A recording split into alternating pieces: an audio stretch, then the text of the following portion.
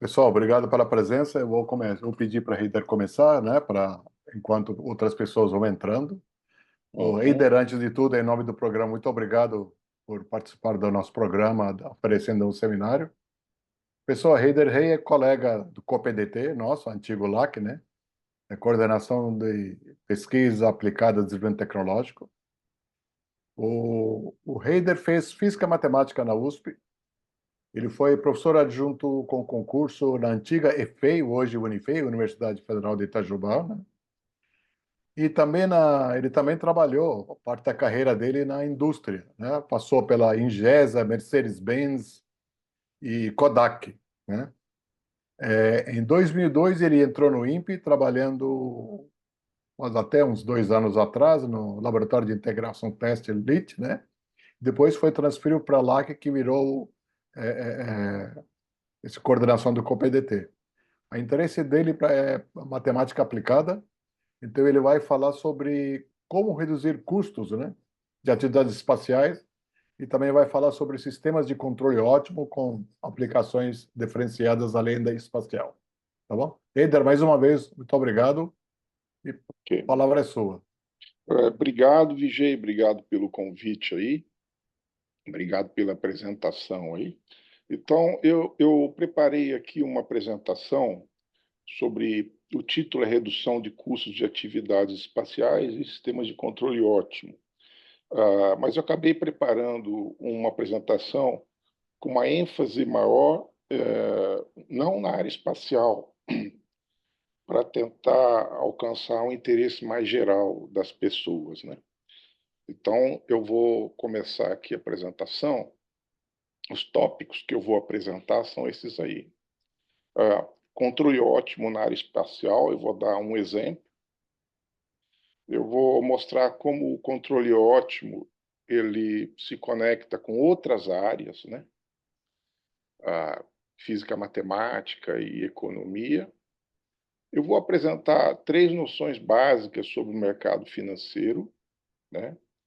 Que eu acho que são úteis para as pessoas. Eu vou falar sobre cálculo estocástico, que é usado no controle ótimo estocástico. Depois eu vou apresentar quatro aplicações de controle ótimo no mercado de capitais. Tá? E, no final, como tem muita gente hoje em dia que trabalha com inteligência artificial, eu vou apresentar uma ideia e oportunidades para aplicação de inteligência artificial nessas áreas aí. Tá ok? Então, eu vou começar aqui por uma aplicação na área espacial. Eu não sei quantos de vocês já visitaram o LIT, né? Essa câmara que vocês estão vendo aí é a câmara de testes espaciais de grande porte do LIT. Ela tem 10 metros de largura, 6 de altura, desculpa, 8 metros de largura, 6 de altura e 10 de comprimento. Ela é usada para qualificar satélites, essa câmara. Você põe o satélite lá dentro e tem um protocolo para você fazer é, a qualificação do satélite. E essa câmara, para funcionar, eu não vou entrar em detalhe, pessoal, mas ela gasta nitrogênio líquido. Então, para vocês terem uma ideia, é, uma campanha típica de satélite, ela dura em torno de 14 dias, são 2 semanas, 24 horas por dia. Essa câmara aí de grande porte, o consumo histórico dela, em modo gasoso, é de 6 mil litros por hora, 24 horas por dia.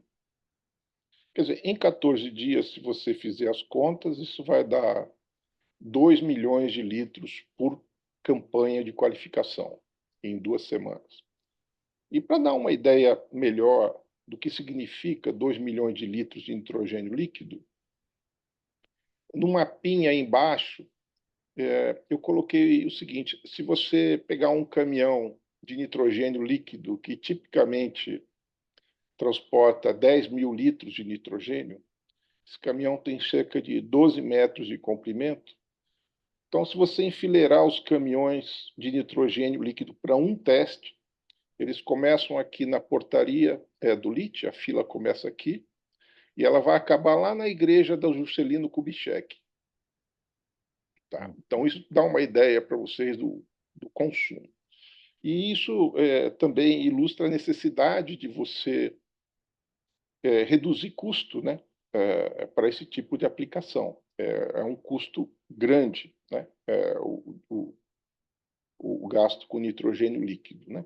Então, é um exemplo de aplicação de controle ótimo no controle dessa câmara para reduzir esse tipo de custo. Tem na área espacial muitas outras aplicações, mas eu vou ficar por essa aqui e vou explicar o que eu estou querendo dizer com controle ótimo, né? Caso as pessoas não saibam. Né? Controle ótimo trata do seguinte: imagine que você tem uma função custo que é dado por um funcional aí. Então, o J maiúsculo é o custo consolidado, J minúsculo é um custo horário, e o funcional é dado por uma integral aí, uma integral definida. Né? Isto é o custo consolidado. Vamos supor que eu queira reduzir o custo de consumo de nitrogênio líquido. Tá? Mas eu não estou só, não é só reduzir o custo, eu tenho que fazer o teste. E o que ocorre é que o consumo horário de nitrogênio líquido, ele depende de variáveis de estado aqui dentro. E essas variáveis de estado estão vinculadas por equações de movimento, por equações dinâmicas. Né? Então, se você lembrar lá de cálculo 3 na graduação, né? Quando você queria minimizar uma função, você tomava o gradiente, igualava a zero, encontrava os pontos críticos, classificava, tal. Aqui é mais ou menos a mesma coisa, né? E aqui tem vínculos também. E lá da graduação, você vai lembrar, você podia usar multiplicador de Lagrange e minimizar esse negócio normalmente, né?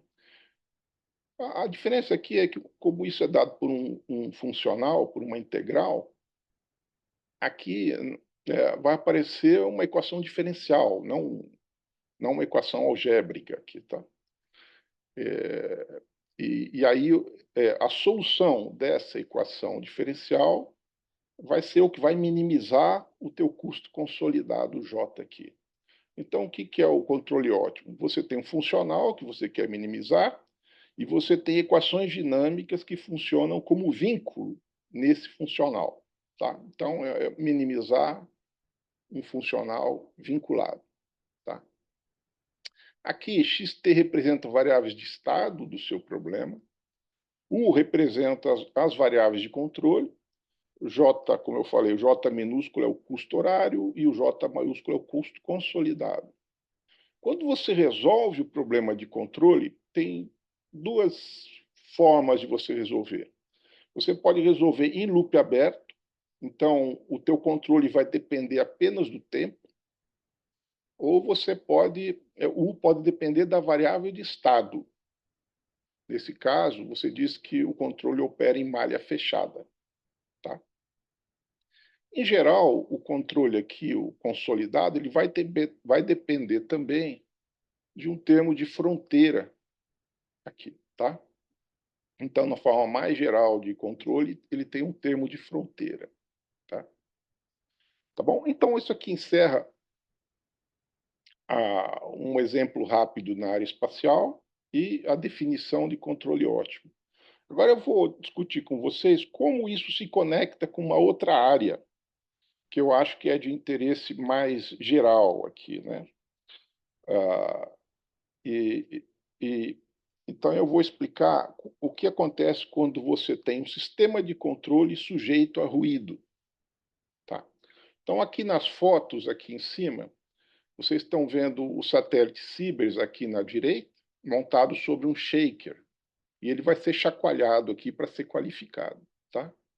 E aqui do lado você tem uma outra câmara de testes espaciais aqui, que é uma câmara de médio porte. A gente sabe lá no LIT que esses dois sistemas eles são vulneráveis a ruído. Tá? Tem um monte de fonte de ruído aqui. Então, você está diante de um sistema de controle sujeito a ruído. E quando isso acontece, aparece uma conexão automática com a gestão de risco e mercado de capitais, tá? Que aqui eu vou me concentrar gestão de risco de carteiras de investimento, tá? Mercado de capitais é uma coisa ampla. Eu vou me concentrar aqui é o caso em que você tem algum tipo de ação na bolsa ou uma carteira de ações na bolsa, tá? Como é que se dá essa conexão? Vamos supor que você vai até a bolsa de valores e você compra um conjunto, um número N maiúsculo de ativos lá. Então, ações da Petrobras, do Itaú, do Bradesco, tá? Cada uma das ações você comprou um número, uma quantidade de cotas N minúsculo aqui, no instante T. Então, o capital que está imobilizado na bolsa vai ser esse W de T aqui, que é simplesmente a soma do número de cotas vezes o preço do ativo no instante T. Isso aqui é o dinheiro que você investiu na bolsa. Tá? O que acontece é que o preço dos ativos na bolsa você pode modelar. Tá? Existem equações que você pode modelar. É só um modelo, mas tem modelos muito bons para alguns ativos. Sobretudo ativos que têm liquidez muito grande, que são negociados bastante na bolsa. Tá? Como é que se dá a conexão com o controle aqui? Ó? Este N, que vocês estão vendo que é o número de cotas, ele vai fazer o mesmo papel que o U aqui, que é a variável de controle. Então, aqui você variava U para atingir o mínimo aqui, né? Ou máximo, né? Aqui você vai mexer no número de cotas, aqui, tá certo? Para você atingir o número de cotas aqui, né? Para você atingir o melhor, atingir o resultado que você quer para o valor da sua carteira na bolsa, tá? Então, tem uma conexão direta, então, aquele controle ótimo lá na área espacial e esse controle ótimo no mercado, numa bolsa de valores, por exemplo, tá? Então, assim se dá a conexão, de maneira bem simplista, é essa aqui, tá? Outra motivação para falar na área financeira é o seguinte: em junho de 2023, quer dizer, o ano passado, o percentual de famílias com dívidas a vencer no Brasil era 80%.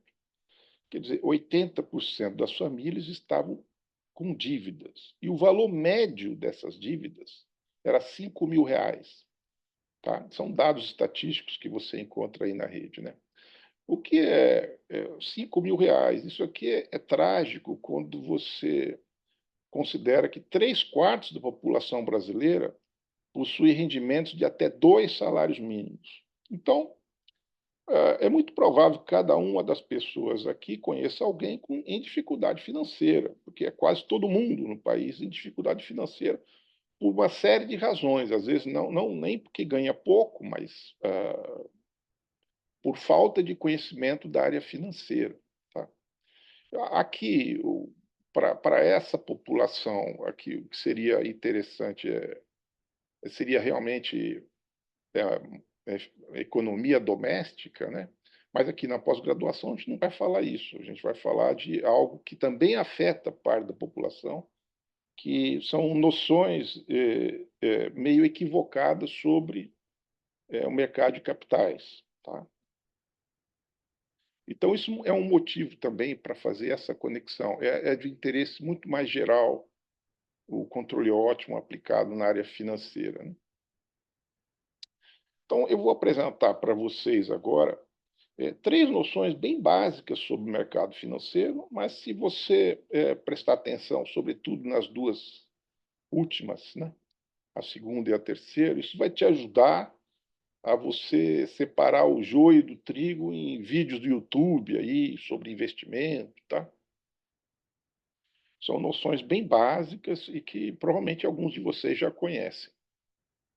A mais básica, que agrega pouco valor, mas enfim, é preciso falar, é que o mercado financeiro ele se divide em duas partes: o sistema bancário e o mercado de capitais. Tá? O sistema bancário ele tem segmentos embaixo dele, tá?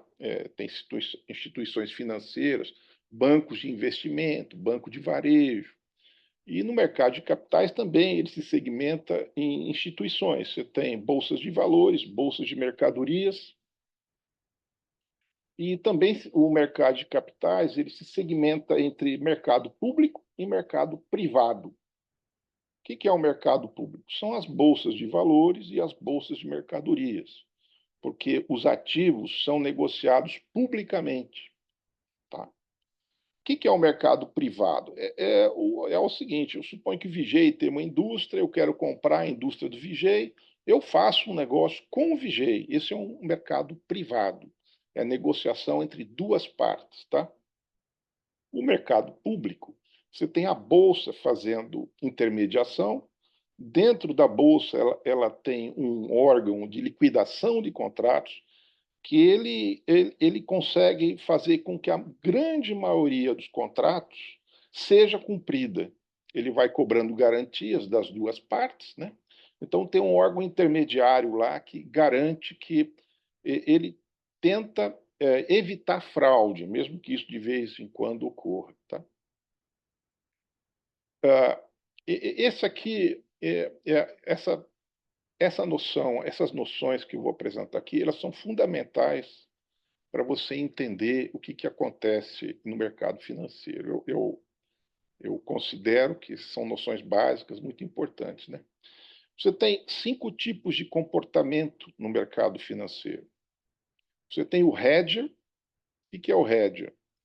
É o cidadão que procura o mercado para se proteger contra oscilações nos preços dos ativos. Então, ele foge da flutuação, ele não quer, ele tem um core business em geral, e esse cara ele não está indo na bolsa porque ele quer ficar rico, ele quer o seguinte: ele vai na bolsa comprar um seguro para proteger o fluxo de caixa dele. Esse é o hedger. O especulador é o contrário do hedger. Ele vai para a bolsa de valores porque quer lucrar com a flutuação nos preços dos ativos. Então, o hedger é uma coisa, o especulador é o contrário. Você tem o árbitro. O que é o árbitro? O árbitro é o cidadão que explora as imperfeições do mercado e ele obtém lucro sem correr risco e, às vezes, sem injetar recursos financeiros, inclusive. Então, ele é totalmente diferente do especulador e do hedger. O árbitro é o cidadão que está lá no topo da cadeia alimentar do mercado financeiro. O especulador está lá embaixo. Tá? O que é o investidor nessa apresentação? É o agente que busca acesso ao mercado de capitais para obter controle de ativos. Então, o investidor ele vai comprar uma empresa, ele vai trocar a direção, ele vai influenciar na política estratégica da empresa, ele vai investir na empresa, ele não está comprando aquele ativo para só comercializar. Tá? Isto é um investidor. Então, às vezes você encontra por aí o pessoal, eu vou investir em dólar. Não, você está especulando com dólar. Tá? Investir é outra coisa. No final, você tem o bondholder aí, o rentista, que é o cidadão que ele compra títulos com juros livres de risco. Quer dizer o seguinte: títulos de governo. Você faz uma nota do Tesouro Nacional, você vai lá, compra, você sabe o quanto você vai receber. Não vai receber aquilo, não mais do que aquilo e nem menos do que aquilo. Tá? Isso é o rentista. Ele não corre risco. O árbitro também corre um risco desprezível. Os outros 3 correm riscos, tá? Aqui, e essa é a última noção que eu vou apresentar do mercado de capitais, que é importante você saber, né? Porque eu acho que é uma informação importante. Existe na economia sobre o mercado, na teoria econômica sobre o mercado de capitais, a hipótese do mercado eficiente. O que diz essa hipótese? Os preços dos ativos, elas refletem as informações disponíveis sobre o ativo, tá certo? Porque você pode ver isso como uma identidade quase, né? Porque se o preço é aquele e ele não, por que ele não está refletindo as informações? Ele tem que refletir, né? Agora, isso tem como consequência, ou você pode dividir essa hipótese, ou você pode olhar o mercado de três maneiras, né? A eficiência fraca. O que é eficiência fraca? Ela diz o seguinte: é impossível obter consistentemente lucros utilizando os dados históricos de mercado. Então, aqui a palavra consistentemente é importante. E o que está dizendo eficiência fraca? Se você ficar olhando lá gráfico de ação na bolsa e fica vendo esse pessoal falando, olha, compre na baixa, venda na alta, o seu lucro vai ser zero na média, tá? Por causa da hipótese de eficiência fraca, tá? Existe a eficiência semiforte. O que é a eficiência semiforte? Os preços dos ativos refletem todas as informações publicamente disponíveis. Então, nesse caso, é impossível obter consistentemente lucros utilizando análise fundamental. O que é análise fundamental, pessoal? Você vai pegar cada ativo, cada empresa, você vai olhar a gestão da empresa, se ela está boa. Você vai ver a parte financeira e contábil da empresa. Você vai ver se ela gerencia bem os riscos, se o planejamento estratégico dela é bom. Tá? Mesmo que você faça isso, você não vai obter consistentemente lucros. Tá?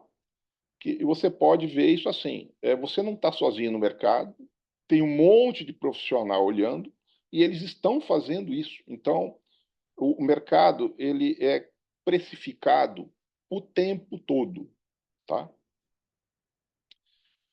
E aí você tem eficiência forte, que é mais grave do que isso. Ela fala que é impossível obter consistentemente lucros com qualquer informação, independentemente de sua origem, tá certo? É claro que isso aqui é uma hipótese, isso aqui não é um axioma. O mercado de capitais ele não é um fenômeno natural, né? É um fenômeno social.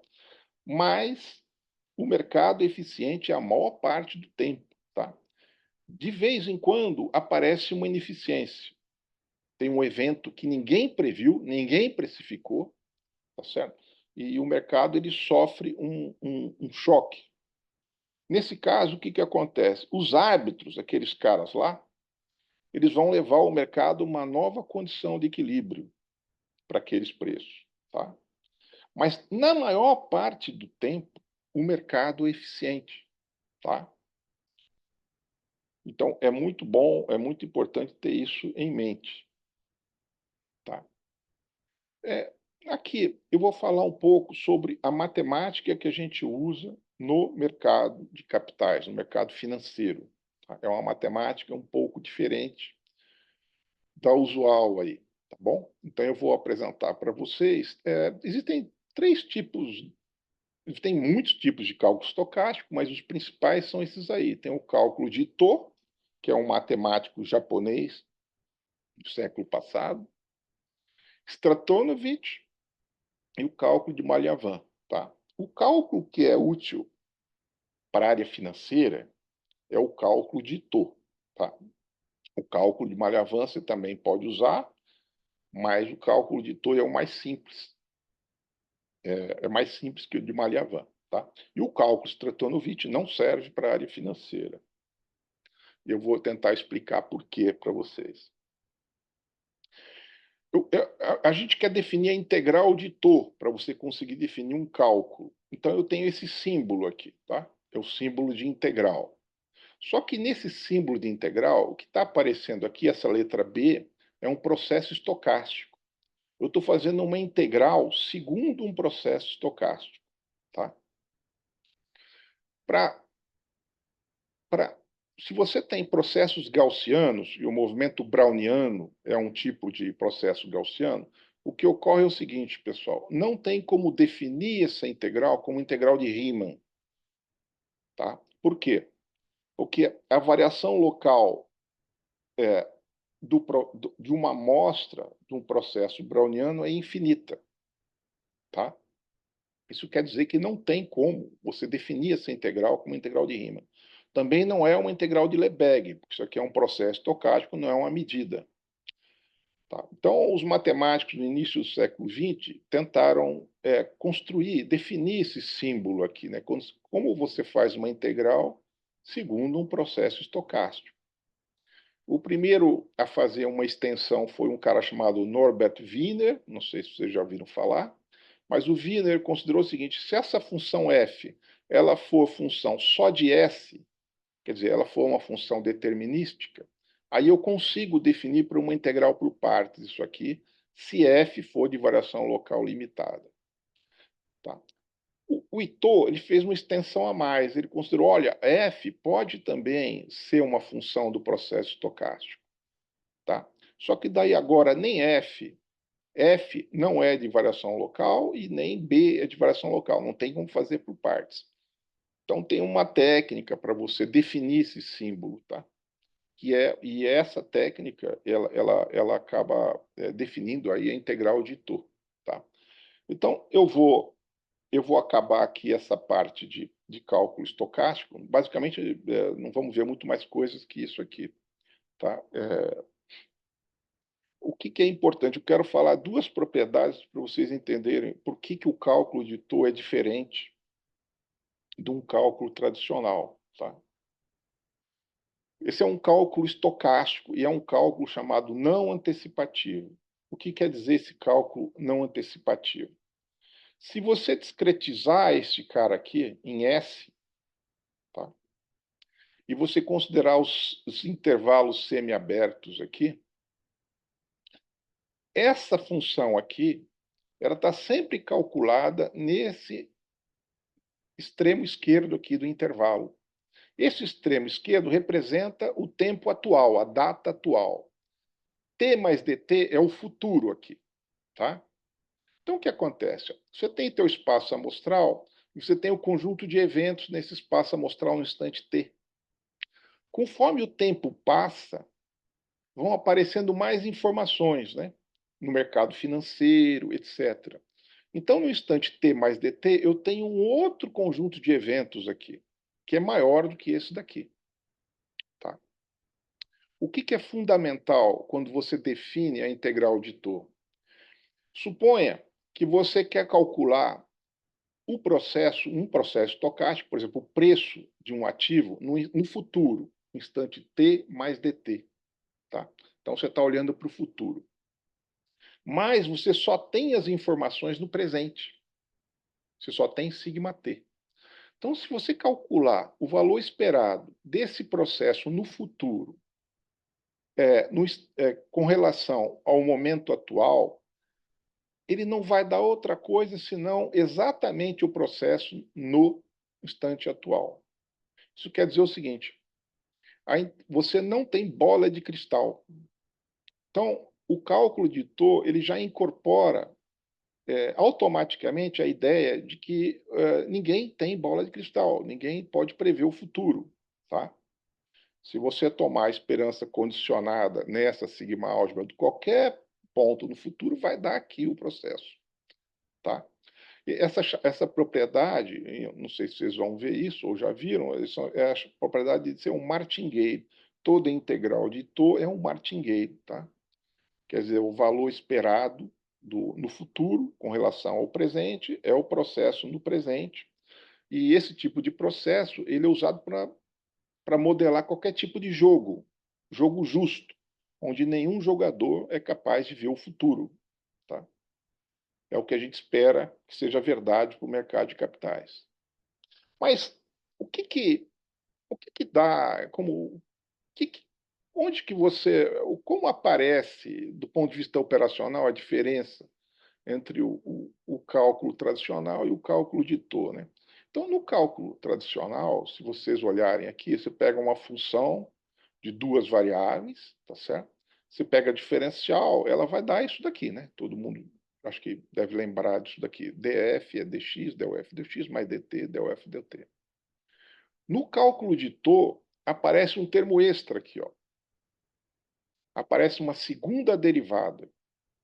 Então, isso torna o cálculo de Thor bem diferente do cálculo tradicional, tá? E ele é o cálculo que é útil para a área financeira. O cálculo Stratanovich não serve. Tá?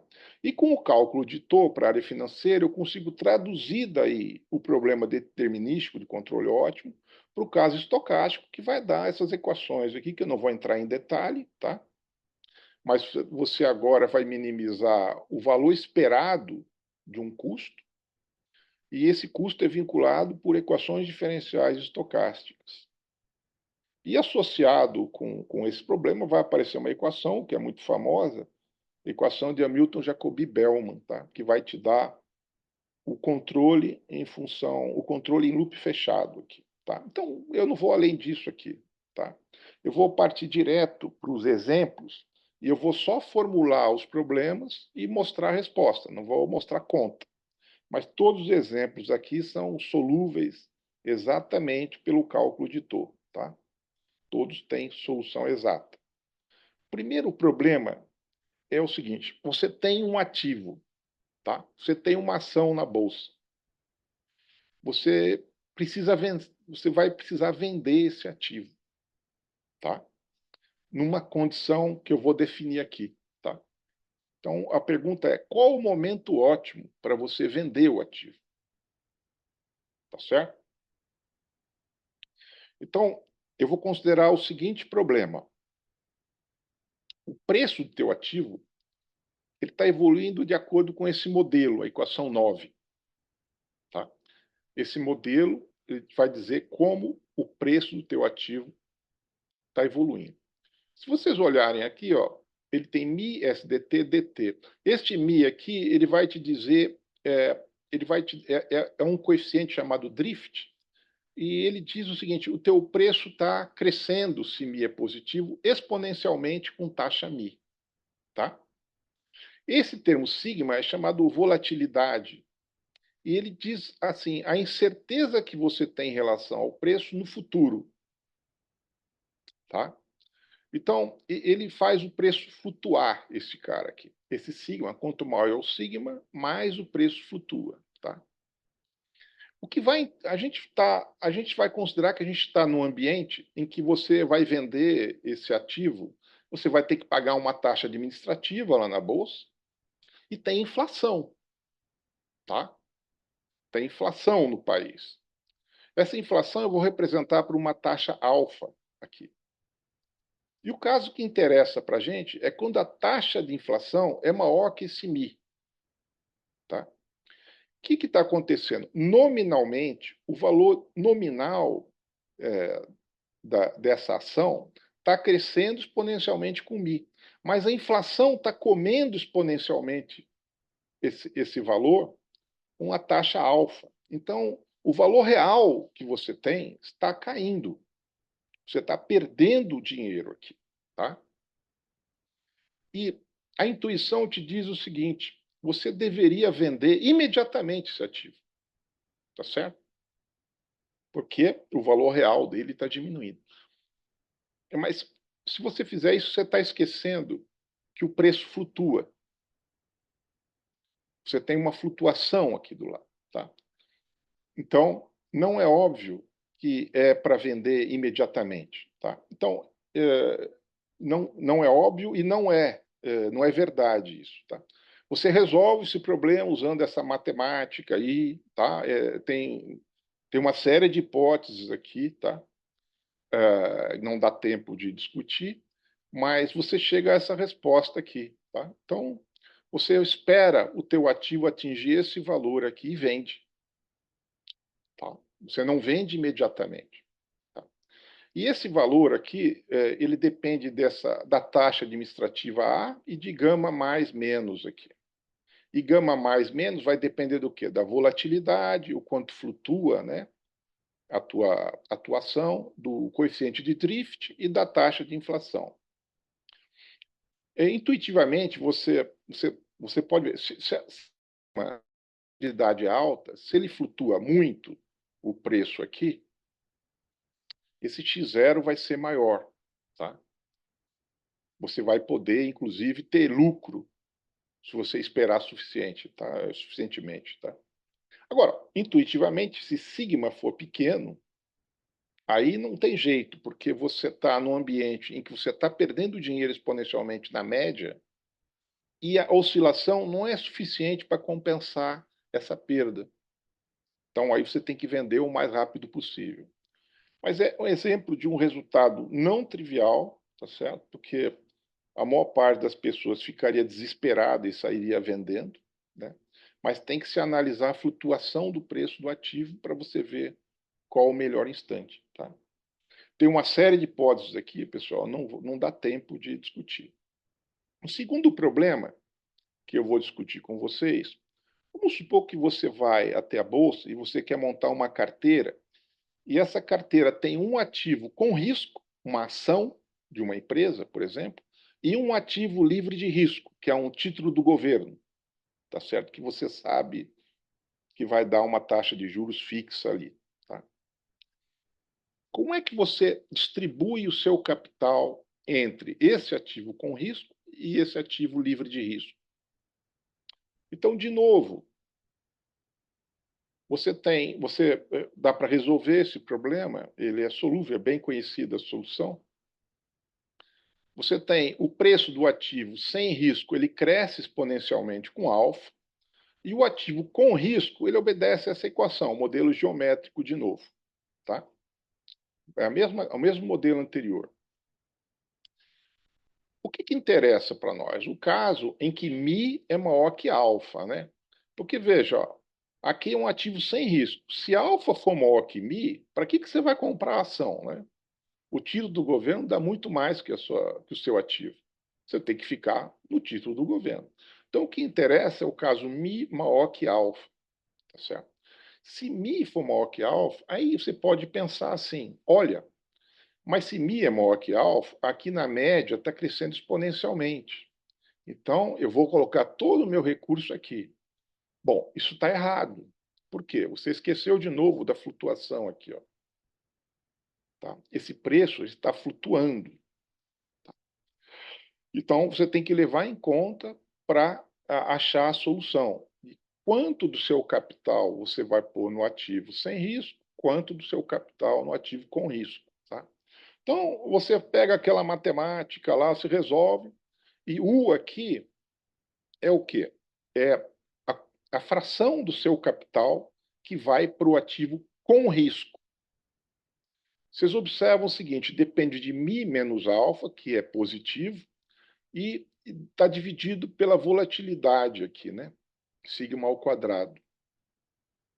Você observa o seguinte, se sigma ao quadrado é muito grande, se ele for para infinito, isso aqui vai a zero, tá certo? Então, dessa fórmula, você pode tirar algumas conclusões, tá? Fazendo as contas, tal. Primeiro, se a volatilidade for muito baixa,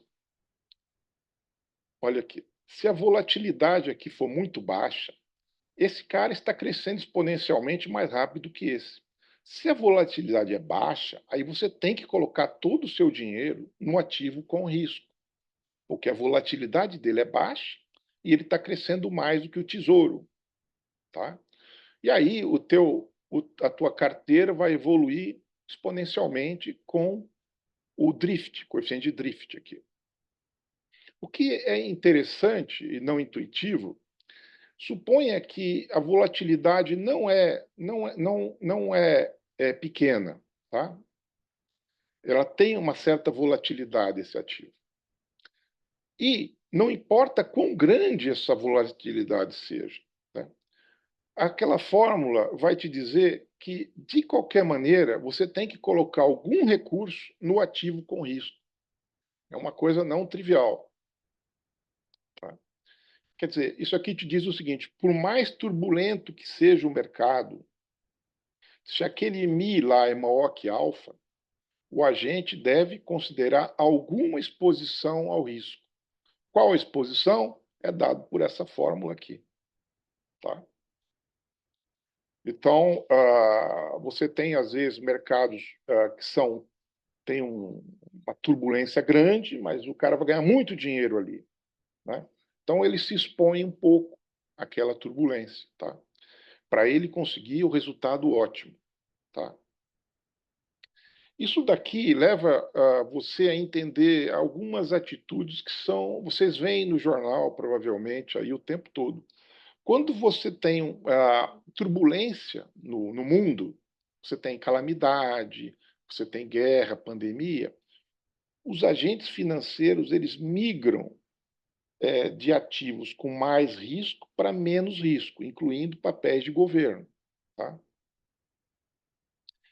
Então, isso é uma coisa que você observa fácil e sai desse modelo. Agora, suponha que o teu país lá, o Banco Central, aumentou a taxa livre de risco, aumentou a Selic. Se ele aumentou a Selic, o diminuiu aqui, porque a alfa ficou mais perto de mi. Ele diminuindo o, quer dizer o seguinte, o pessoal migrou do ativo com risco e foi para título do governo. Isso quer dizer o seguinte, quando um banco central aumenta os juros, o pessoal tira dinheiro do mercado de capitais para comprar título do governo. Então você escuta sempre uma gritaria enorme. Por quê? Porque tem muita gente que perdeu o dinheiro no mercado de capitais. Né? Então ele vai reclamar disso. Mas o Banco Central ele está lá, o trabalho dele é controlar a inflação. Né? Então esse modelo ele reflete também o comportamento conhecido, tá certo? O agente financeiro ele é sensível a movimentos macroeconômicos. Tá? Agora, o terceiro exemplo que eu vou dar. Agora, não é um ativo com risco, são dois ativos com risco e um ativo livre de risco. Tá? É a mesma coisa, tá, pessoal? Aqui você vai ter, em vez de uma equação, você tem duas, cada uma delas tem o seu coeficiente de drift, cada uma delas tem a sua volatilidade, e cada uma delas tem um processo estocástico de fundo, movimentos brownianos aqui, que eu escolhi. Tá? A pergunta é como eu distribuo desse caso? Eu tenho dois ativos com risco e um sem risco. Como eu vou escolher qual o volume de recursos que eu ponho no ativo 1, no ativo 2 e no ativo sem risco? Tá certo? E aqui tem uma série de hipóteses. Aqui eu coloquei que esses movimentos brownianos eles estão correlacionados por esse número lambda aqui, tá? E você resolve isso daqui exatamente e você chega a essas expressões aqui. O 2 é o volume, é o percentual de seus recursos que vai para o ativo com risco 2. O 1 é o percentual dos seus recursos que vai para o ativo com risco 1. Você observa que aqui, sigma 1, sigma 2 ao quadrado, está dando algo como sigma quarta aqui. E em cima, você só tem sigma ao quadrado. Então, se as volatilidades aumentam, de novo, o 2 e o 1 vão para zero aqui. Então, de novo, você tem volatilidade no mercado, o cidadão foge do ativo com risco e vai para o ativo sem risco. Tá? E aqui dá para você calcular também como evolui o valor da sua carteira. Tá? E a sua carteira vai evoluir de acordo com essa expressão aqui, exponencial. E aqui dá para ver uma coisa que a gente sabe também do mercado. Aqui você tem um termo positivo, a taxa de juros livre de risco. E aqui vocês estão vendo, tem dois termos positivos aqui. E aqui tem um termo que é negativo. Porque aqui você tem μ1 menos alfa vezes alfa menos μ2. Isso aqui é negativo, porque μ1 e μ2 são maiores que alfa. Então, esse número aqui só vai ser máximo se o lambda for negativo. E o lambda é a correlação entre os ativos. Isso quer dizer o seguinte: você vai montar uma carteira que você tem dois ativos com risco, você tem que buscar ativos que são negativamente correlacionados. Nesse exemplo que eu estou dando para vocês. Tá? Nesse exemplo dá para entender porque o que vai acontecer. Você pensaria assim, não, o ideal seria lambda positivo, né? Mas só que é, se os dois se um cai e o lambda é positivo, o outro cai também. Cai toda a sua carteira, cai de valor. Tá? Então, o resultado ótimo ele vai aparecer com coeficientes negativos aqui. Tá? Esses lambda tem que ser negativo. Tá? E com N ativos com risco, também dá para resolver, pessoal, cai numa equação linear. Eu não vou entrar em detalhe aqui, mas vocês acham aí na literatura, né? E você vai resolver o teu problema de controle ótimo, ele vai ser dado por essa expressão aqui. Mi é um vetor de drifts, e essa matriz é uma matriz de covariâncias aqui, que está ponderada pelas correlações dos ruídos aí, tá? Aí você teria que resolver caso a caso aqui.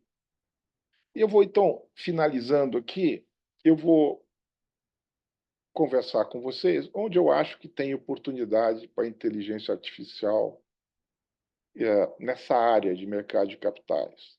Tá?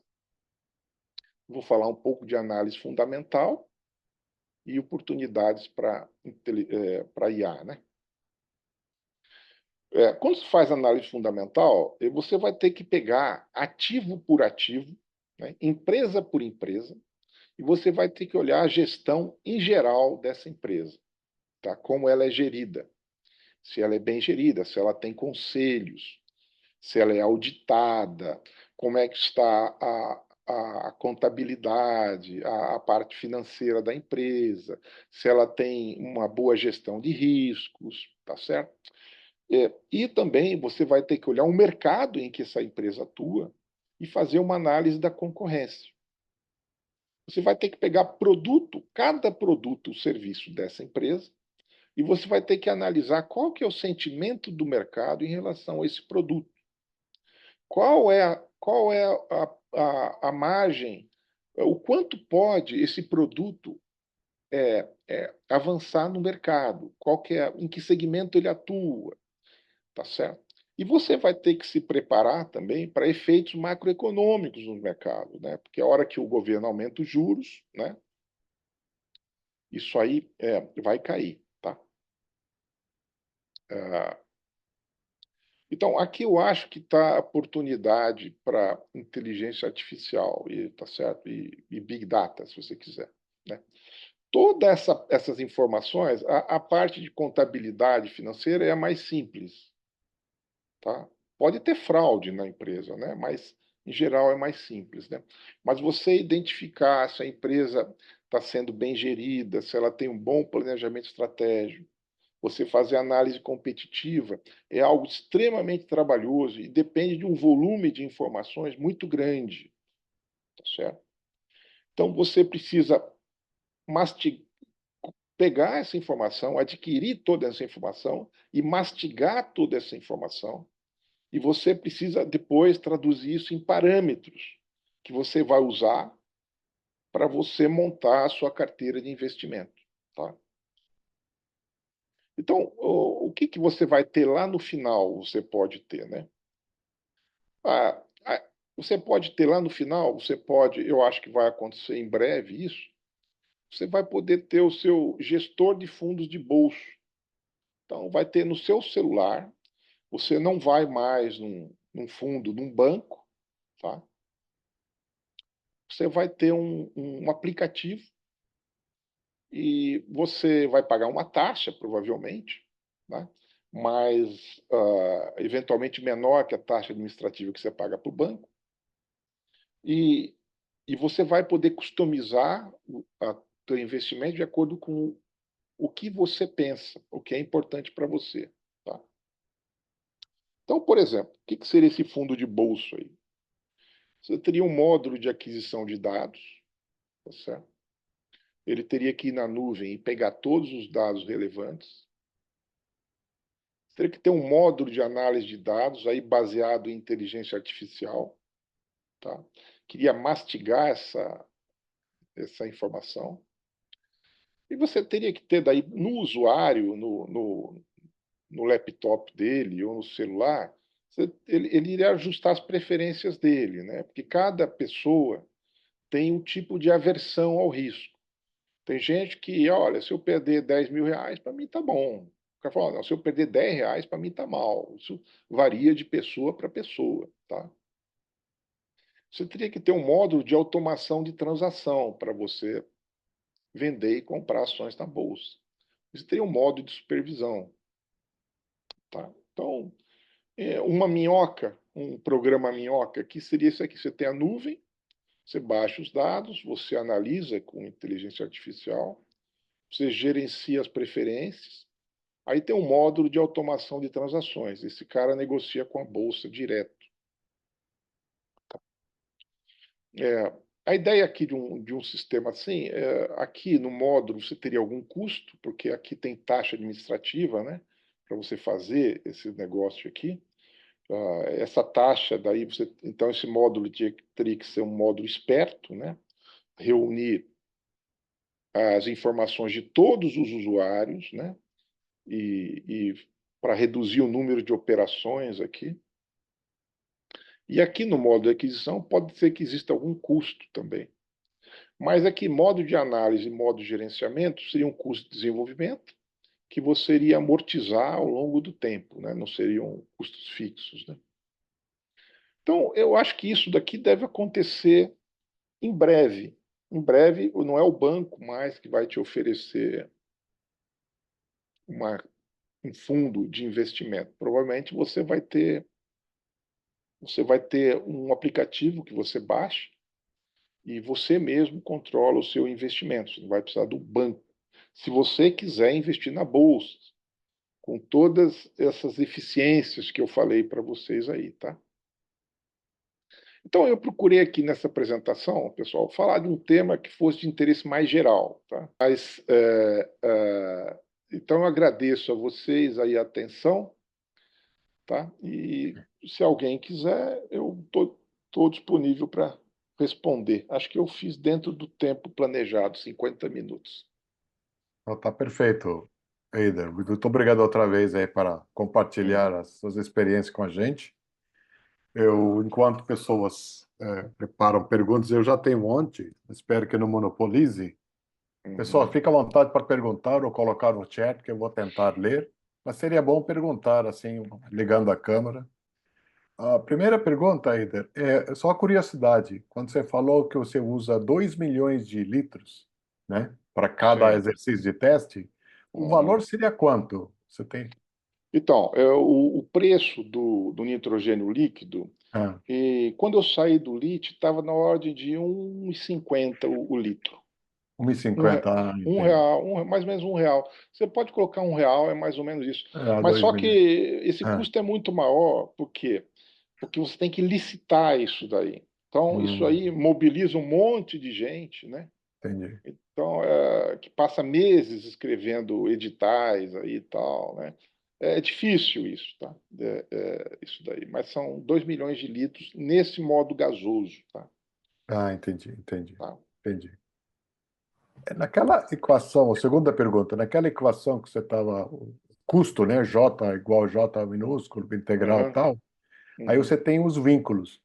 Sim, Poderia ser considerado esses vínculos como restrições para minimizar o custo? sim, sim, É sim, isso mesmo, são. né? Tá. Exatamente, exatamente. É, São não, restrições. Só que restrições são mesmo, dados, tá. são Tá. equações dinâmicas aqui. Porque no PO a gente usa minimiza, maximiza, sujeita a Sim, restrições A, B, C. É isso então mais ou menos mesmo. é a mesma coisa. A única Tá. diferença é que, como é um funcional aqui, Sei. e o vínculo são equações diferenciais, o que vai Ah, aparecer tá. aqui não Ah, são equações algébricas, vão ser tá. equações Sim, sim, é diferenciais. verdade. Ah, por isso chama vínculos, então. Sim, Entendi, entendi. sim, Agora, uma coisa, quando você mostrou o tipo de investidor, né, o hedger, bondholder, parecia que sim. esses dois eram investidores conservadores, como a maioria das pessoas. Aí depois você falou que não, eles são, como é que é?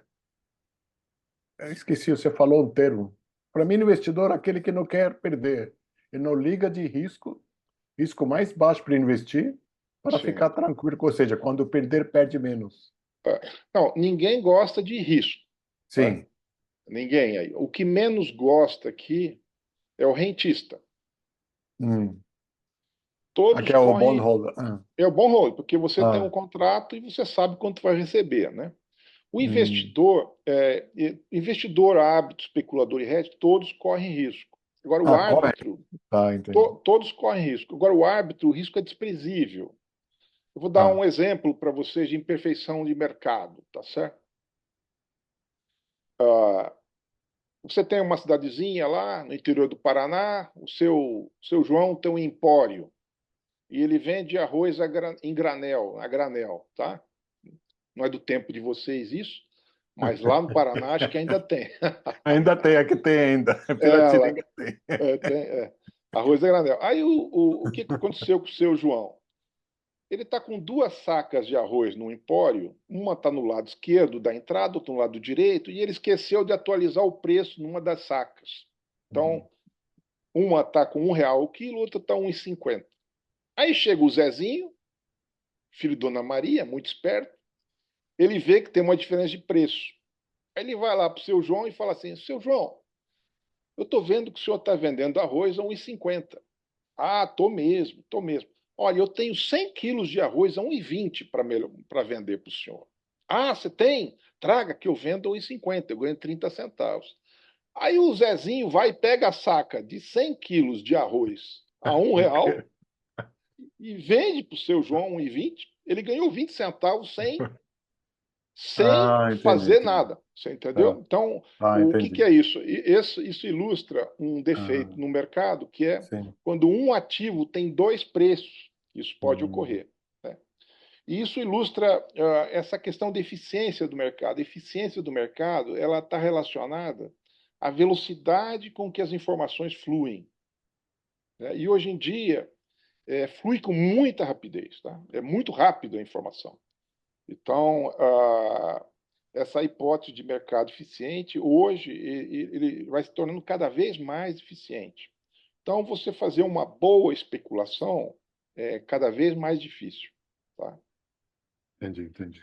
Tá? Então, o árbitro é isso. O investidor é o cara que ele vai comprar uma empresa. Esse cara vai correr risco. Sim. Mas, ao mesmo tempo, ele vai mudar as expectativas com relação àquele ativo. Hum, Então, pode ser que ele ganhe muito dinheiro ali, dependendo do sim. que ele for fazer com o ativo. Pode fazer besteira também, né? Pode comprar o X aí e afundar o Já X. falando. Mas, mas em princípio, ele é um investidor. Ele comprou e fez alguma coisa, né? Ninguém gostou, mas ele Sim, sim, fez. mas fez, né? Tá certo. Ele não só comercializou o ativo, né? Tá. O especulador é o mais bobo de todos, esse aqui, tá? Todos nós somos especuladores, tá? Porque ninguém tem bola de cristal, mas Exato. tem um que é bobo aqui mesmo, né? Que ele fala assim: eu vou comprar embaixo e vou vender na alta. Não pode ser mais bobo que isso, né? Porque tá a torcida do Corinthians, do Flamengo, Botafogo, todo mundo quer isso, mas ninguém É, sabe fazer isso, né? exato. E aí, as hipóteses de mercado eficiente dizem o seguinte: é impossível para você fazer isso de maneira consistente. Porque quando você trabalha com processos estocásticos, É você vai ter aleatório. que olhar. É aleatório, e não Claro. adianta você olhar uma amostra, você tem que É, ver é, os momentos, né? Você vai ter que ver sim. os valores esperados, né? E o valor esperado do lucro do especulador desse tipo é zero. Era melhor ele ter comprado, deixado na título do governo, tá? Não, tá certo. Então é isso daí. Tá. Mais um comentário. Aquele integral de Tau está mostrando aquela gráfico de T mais dt, né? Sim, Aí você falou quando faz o T, entre T e dt ocorrem vários eventos, sim. né?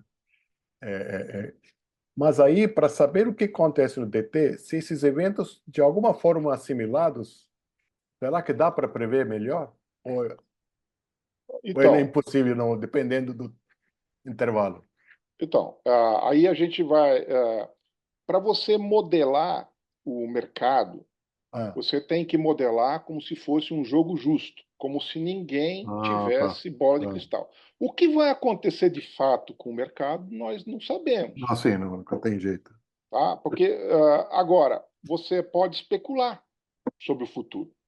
Entendi. Tá? Então, o cálculo de Taux é muito usado na área financeira porque ele vincula aqui, ó, o valor esperado desse processo no instante t mais dt é sempre x de t. Então, Sim, você não tem bola de cristal, entendi. tá? É uma Entendi. coisa bem diferente da física, porque em física nós temos bola de cristal, que você tem a lei Hum, de Newton, você tem uma condição inicial, você fala sobre o futuro, né? tá. Na área financeira, ainda não apareceu a pessoa que tem bola de cristal. Hum. Então, tem gente que se dá bem no mercado de capitais, Então, tá? é, Mas você tem que olhar isso como um processo estocástico. Vai ter sim, gente se dando bem porque ele é uma amostra dentro de um processo. tá. Mas quando você olha tudo e calcula os momentos, os valores esperados, você vai ver que não é assim, é difícil. Tá certo. Pessoal, Pedro, você queria fazer a pergunta, Pedro? Olá, boa tarde. Primeiramente, parabéns. Tá muito bom. Sou uma pessoa que eu gosto muito dessa parte de financeira, né? Acho que um dos primeiros livros que eu li depois que fiquei adulto foi Pai Rico, Pai Pobre, e assim, tentar, né, equilibrar o lado uhum, financeiro, né? Até porque eu queria sim, pós-graduação e a gente sabe uhum, que tem que tentar ver com pouco. uhum. Mas o que me chamou bastante a atenção, assim, né, uma dúvida, é essa questão de redução de custos e atividades espaciais no INPE hoje. Ele já automatiza, porque é um instituto grande, né? Tipo, entra produto, sai produto, ou é tudo Não, manual? não, no INPE, olha, eu vou dizer, eu trabalhei em indústria, eu vou falar para vocês. Quando você for trabalhar numa indústria, se é que vai existir indústria no país ainda, você vai trabalhar 95% do tempo com produtividade, com competitividade. Então, você vai ser, se você não tiver na linha de produção, né, você vai estar lá ajudando a empresa a ficar mais competitiva. Então, é reduzir custo, aumentar o output, melhorar a qualidade. É o que você faz 8 horas por dia quando você está trabalhando numa empresa. Mas é claro que é importante. Você tem um negócio, vai gastar 2 milhões de reais, você pode reduzir 10%. Numa empresa, isso aí é muito importante, tá? É uma coisa que seria analisada. Então, e eu acho que é importante, e devia ter no INPE todo, mais do que preencher formulário, era maneira de você fazer as coisas com mais rápido, com mais qualidade e de maneira mais barata, porque senão você está fora do mercado, né? Então, em empresa, você aprende isso rapidamente. É uma luta pela sobrevivência todo dia. Então, acontece isso daí. Deveria ter mais projetos desse tipo em outras áreas, tá? Em outros sistemas aí. Uhum, Então, mas o papel do IPE, eu acho, não é só aqui, né? Na maneira de fazer pesquisa também. Tinha que você ver como você fazer pesquisa com mais qualidade, pesquisa com mais barata e mais rápido, né? Que as instituições lá fora fazem isso, né? Medidas para você conseguir fazer as coisas com se aumentar a competitividade do instituto. uhum, Então, então é isso que eu penso. uhum. Tá bem, muito obrigado e parabéns mais uma vez. Pessoal,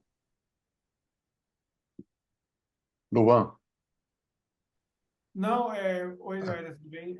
Muito legal o seminário. Na verdade, eu queria perguntar em cima disso que você falou agora, assim, porque é uma visão muito interessante que você fala sobre até a forma de se fazer ciência e tal dentro do INPE. Eu queria saber como é que você acha que poderia mudar? Tem alguma hipótese, alguma ideia? Só.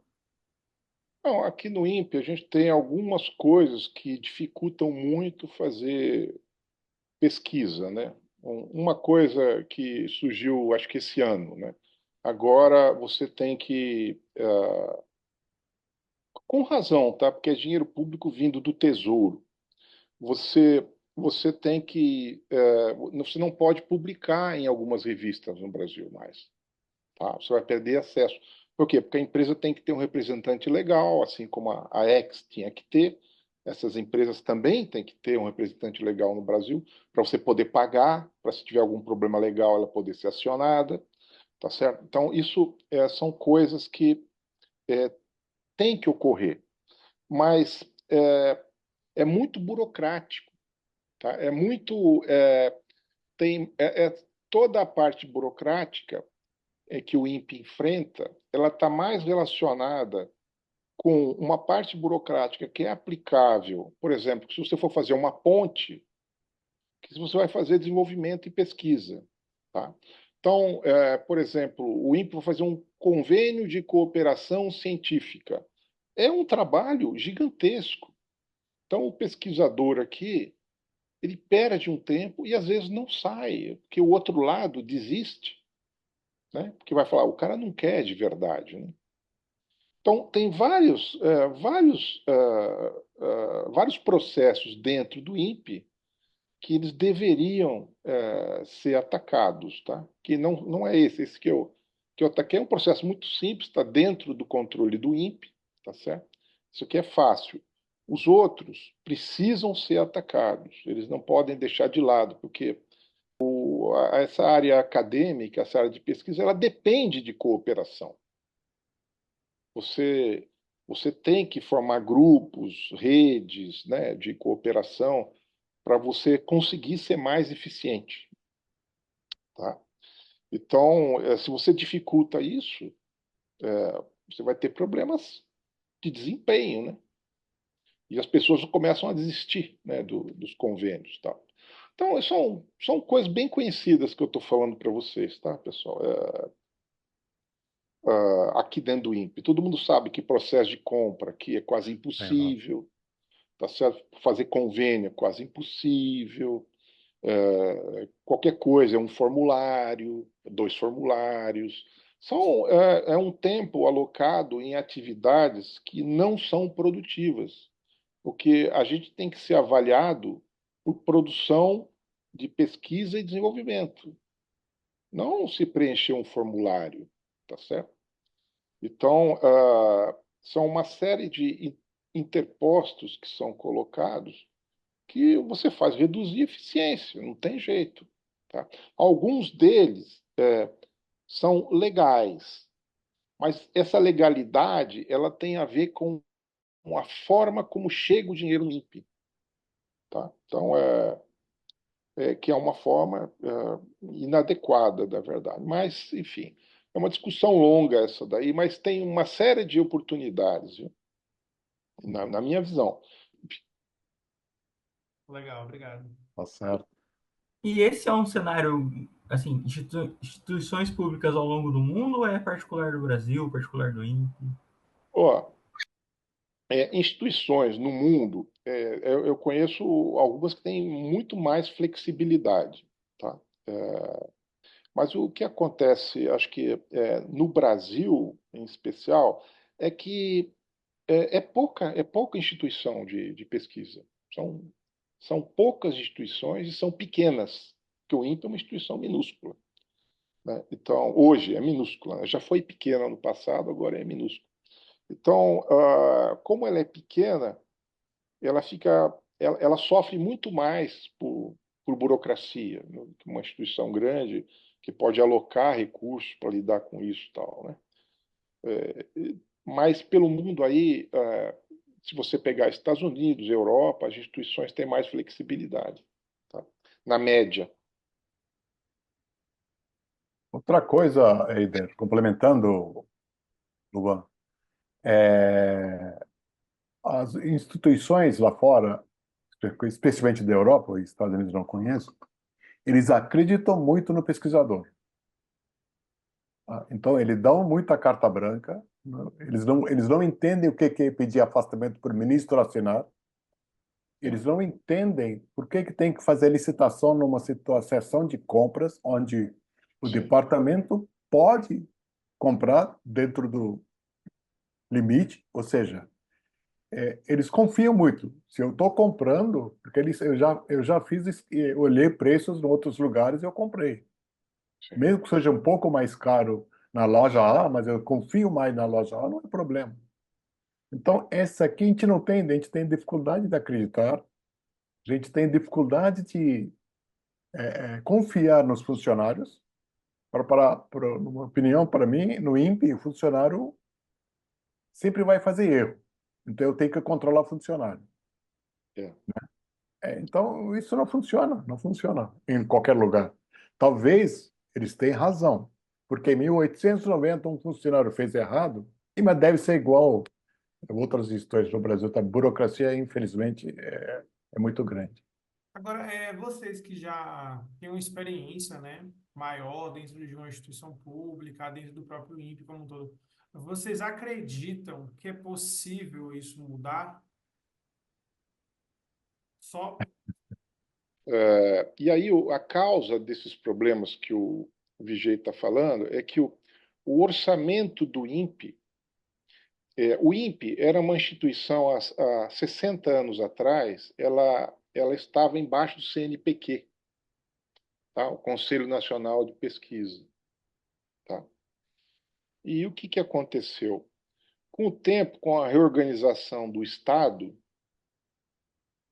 o INPE saiu de baixo do CNPq e foi parar na administração direta. Entendeu? Então, nós temos um instituto de pesquisa na administração direta. Na administração direta, a forma de gasto é essa daí, não tem outra. Tá? Porque você tem na lei, você tem brechas para instituto de pesquisa, para dinheiro que vem do CNPq.